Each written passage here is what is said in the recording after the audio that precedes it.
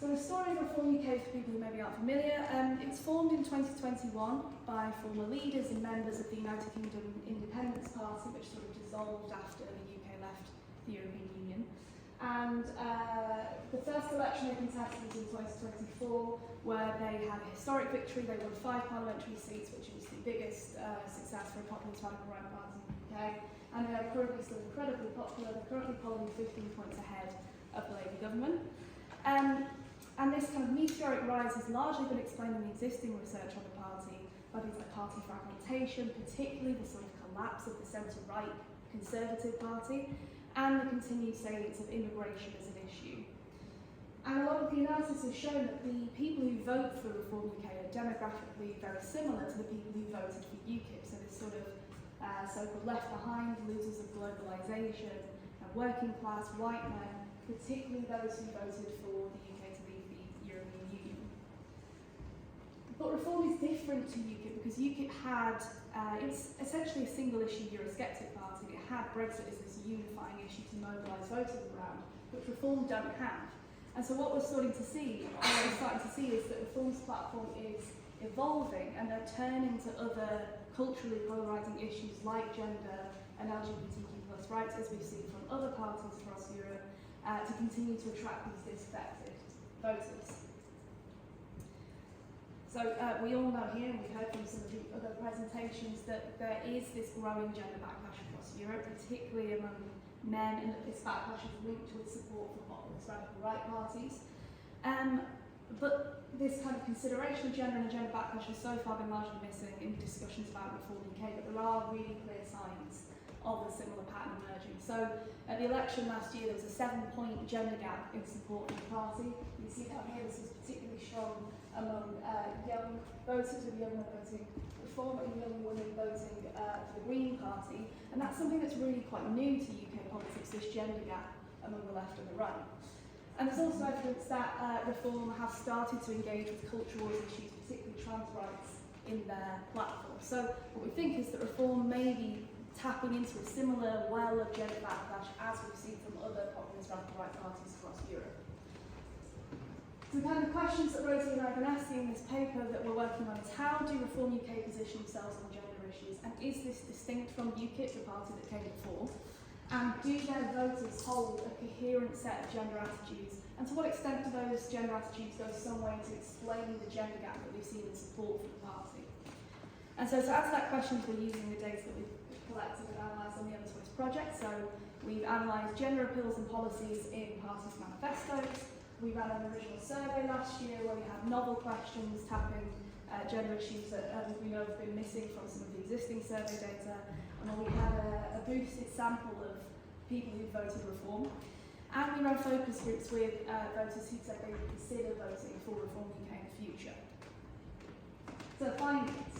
Starting with the manifestos, UKIP's manifestos in 2015 and 17 actually addressed quite a broad range of gender issues. Things like childcare, women's pensions, domestic violence, and also sexist stereotypes in the media. And often, in some cases, actually quite detailed policy. They also made group appeals to women and to LGBTQ+ groups, often using kind of liberal equality frames. So, for example, access to childcare for women to get women working, and also quite strong feminationalist rhetoric as well, so positioning gender equality and same-sex marriage as core British values that are under threat from immigration and multiculturalism, and particularly Muslim immigration. But in comparison, Reform's manifesto in 2024 focuses almost exclusively on culture wars issues, so opposing trans rights, scrapping equalities legislation, promoting traditional family structures and family values, and there's no direct appeals to women or to LGBTQ+ groups, and no policy content actually addressing gender inequality.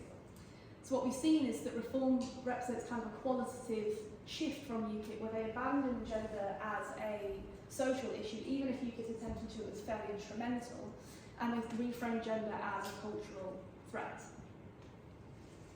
So getting to the public opinion, we then ask, do these appeals resonate with Reform UK voters? And this is so far we've done the descriptive analysis of the survey that we fielded last year, and what we see is that these appeals we think do, and particularly to men. So I've highlighted in pink the parts of these graphs that you actually need to focus on. But when we asked respondents, which groups they think in UK society are disadvantaged, men who voted Reform are most likely to think that men and heterosexuals are disadvantaged, and in comparison, women across all parties, and particularly the Green Party, think that women and LGBTQ plus groups are disadvantaged. And then when we asked which groups respondents think experience unfair advantages, Reform voters, and again especially men, point to LGBTQ plus groups, whereas about 30 to 40% of women voters across the centre-left and left parties think that men have unfair advantages. But something that's really interesting here is that Reform women don't think that, and men across all parties also don't think that. Another really interesting thing that we've noted in the descriptive analysis is that Conservative men often actually look quite similar to Reform voters and Reform men in their responses. So we think this suggests kind of a broader backlash on the right, and something that Chrissy was talking about earlier, these kind of nuances and different clusters of voters who might express similar attitudes.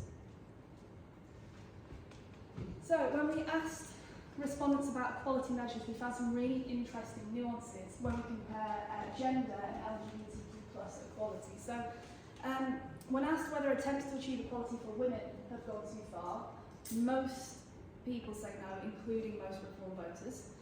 But there are bigger party differences on LGB equality. So here, Conservative and Reform voters are more likely to say that it's gone too far, Labour and Green voters are more likely to say it's not gone far enough. And there's also really interesting gender differences here. So about 40% of men who voted Reform think that efforts have gone too far on LGB equality, only about 20% of Reform women.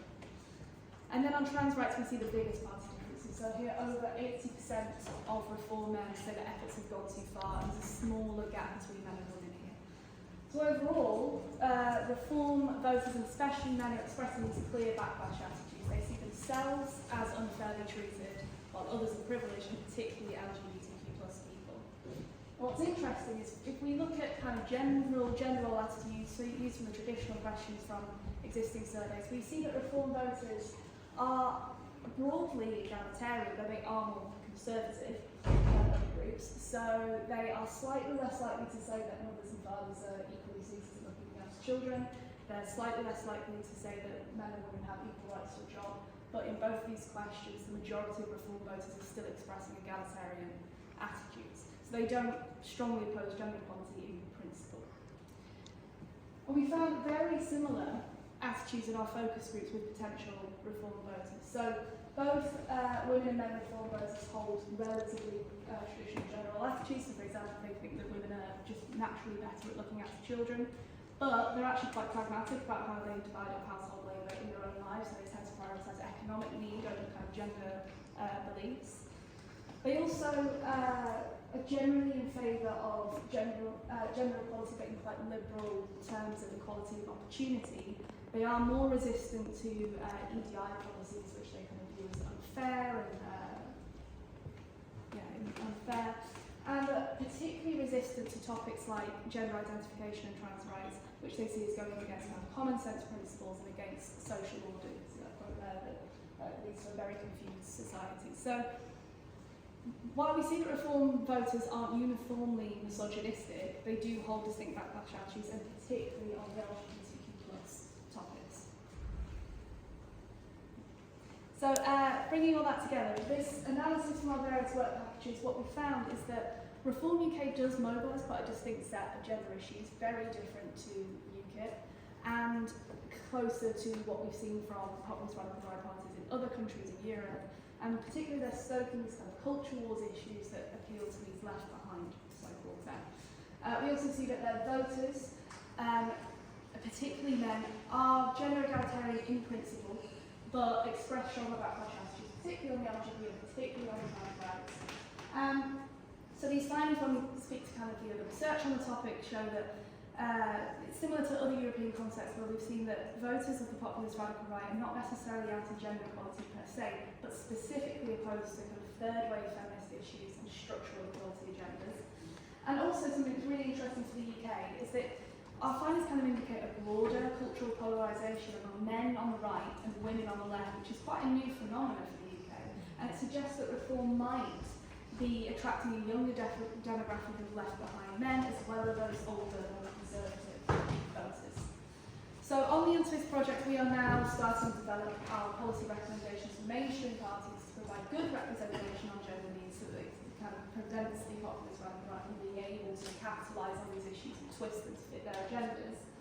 So if you'd like to know more about that, that QR code should take you to the UNTWIST website and you can learn more about the work that we're doing. But obviously I'm also very happy to talk about it for everyone here today. Thank you very much.